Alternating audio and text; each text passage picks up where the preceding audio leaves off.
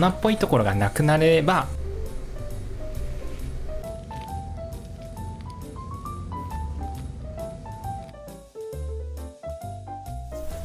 どうもジョジョベーカリーです。もし家にバターがない、カロリーを抑えたい、でもメロンパンを食べたい、そんな時でも大丈夫です。この動画を見ればバターを使わずにサクサクで美味しいメロンパンを作ることができるようになります。バターを使わなくてもメロンパンが作れちゃうんで、ぜひ最後までお楽しみください。それでは早速いきましょう。ではまずは計量から始めていきたいと思います。詳しいレシピは概要欄に載せています。本日もだいたい2時間ぐらいで作っていきましょう。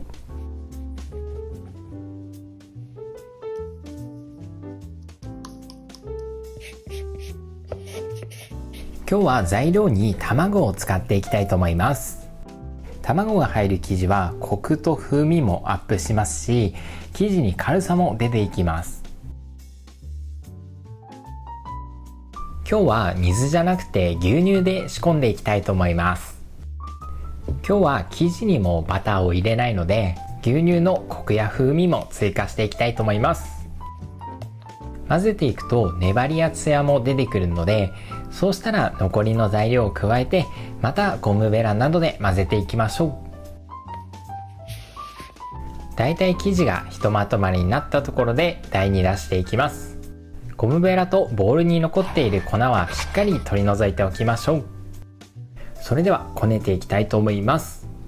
ちなみに皆さんはバターを使わないと聞いた時どのように感じましたか？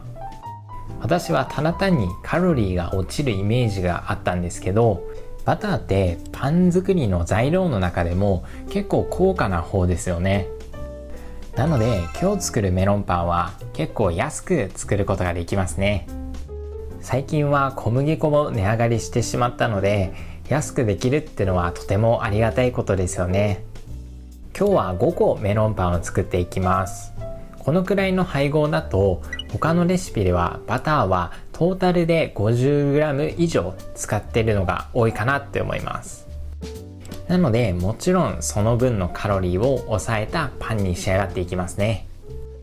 カロリーなんて気にしてないよっていう方もいるかもしれないんですけど、そういった方にもおすすめなメロンパンです。すごく美味しいんですよ。卵の風味が際立って、私はこっちの方が好きかもしれないですね。さて生地の方は今日は上のクッキー生地にしっかり耐えられるように強い生地を作っていきましょう。生地を叩いた後に V の字にこねて表面をきれいにしていきましょう。V 字ごね、叩きごねも交互に行っていきました。生地のこね上がりをチェックしていきたいと思います。まずは生地を丸めて指で押した後もしっかり跳ね返ってくる弾力が出ています。もしくは生地を薄く伸ばしていって指で押した後も破けない膜ができていればこね上がりですね。どちらかを確認できれば OK です。最後に生地を丸めて後ろをしっかり閉じて上にラップをかけて今から一次発酵を取っていきましょう。生地は 1.5 倍から2倍くらいに膨れ上がるまでいっていきましょう。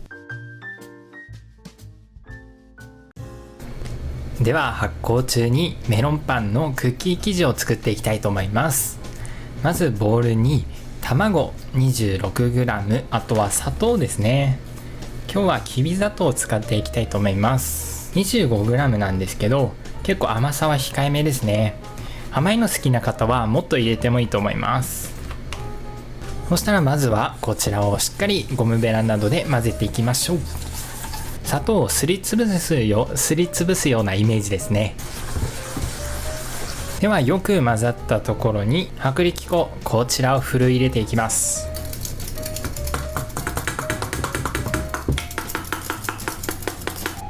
あとはここに牛乳入れていきます。でしっかり混ぜていきますね。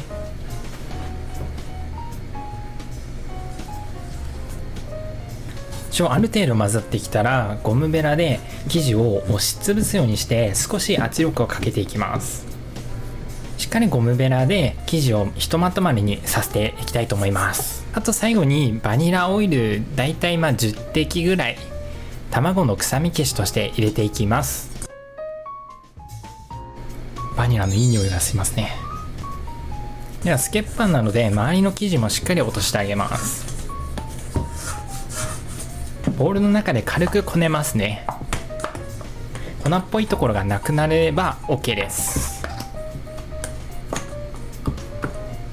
よし。ではラップの上に出して5分割にしていきます。あとは分割した後は丸めておきますちょっと分割やっぱ下手くそすぎますね。いつも大きさがまばらすぎます。丸めると分かりやすいですね。では丸めた後はラップの上に乗せて、その上にまたラップかけていきます。ラップは剥がしやすいように四角をずらした状態で置いておくのがおすすめです。でスケッパーを上から押し当てていきます。よいしょ。このラップがシワシワになってると綺麗な丸にならないんで、剥がしながら伸ばしていきますね。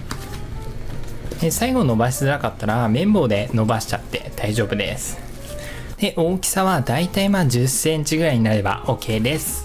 これを残りもやっていきますね。よし、なんとか終わりました。結構忙しいんで、もし終わらなければベンチタイム中でも大丈夫なので、なんとか頑張っていきましょう。ではこのまま置いときます。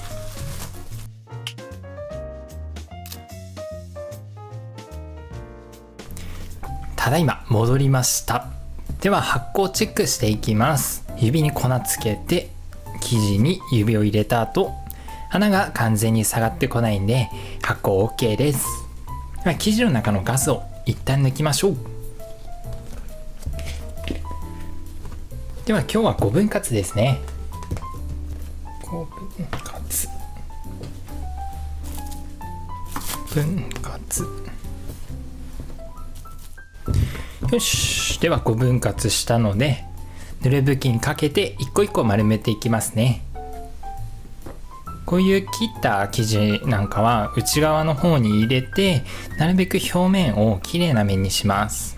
なので少し生地を引っ張って張らせるようにします。であとは生地を撫でて回しながら丸めていきましょう。後ろ閉じてこれを5個やっていきます。今日はミッキーでいきます。はは。ちょっと声出ないです今日すいません。よし。では並べた順番じゃなくて丸めた順番だけ覚えておいて、10分間ベンチタイムを取っていきたいと思います。それではおやすみなさい。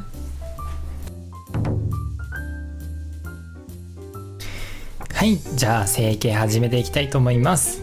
生地の閉じ目は下のままで大丈夫です。指の腹を使って生地の中のガスを一旦抜きます。でその後は生地を丸めていく、これだけですね。これをまずは5個やっていきたいと思います。最後は後ろをしっかり閉じていきます。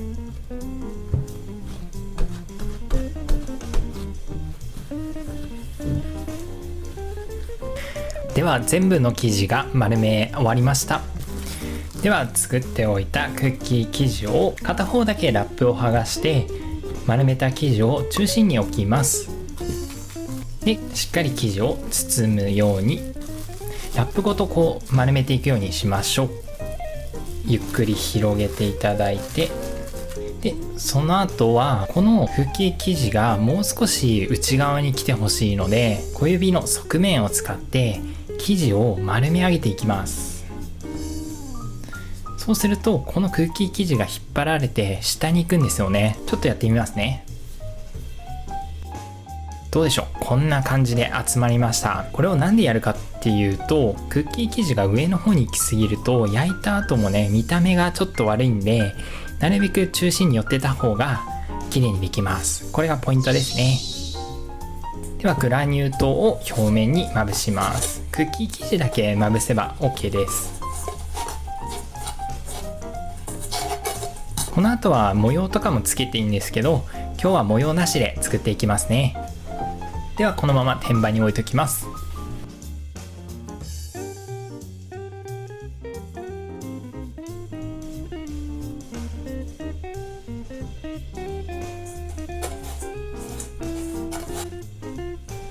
では全ての成形が終わりましたので、ラップと濡れ布巾をかけて二次発酵を取っていきたいと思います。ふっくらとなるまでいっていきましょう。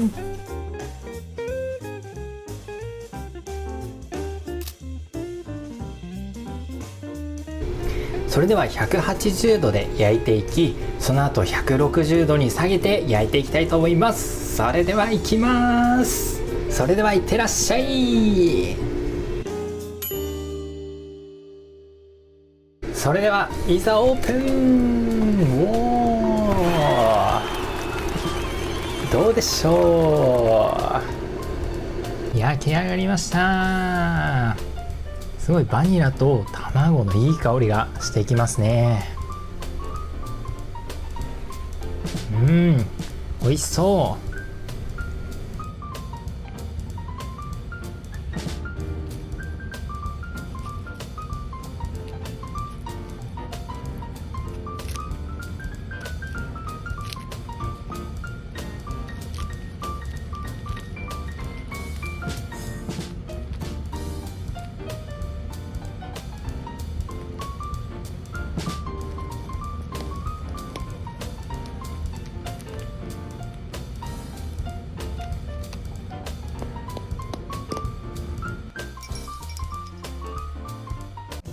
では早速なんで食べていきたいと思います。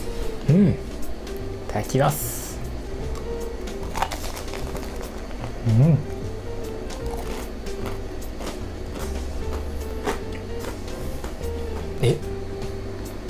これってお菓子ですかって思っちゃうぐらいクッキー生地がすごいサクサクというよりかはもうカリッカリに仕上がってます。もうびっくりしちゃいましたもん。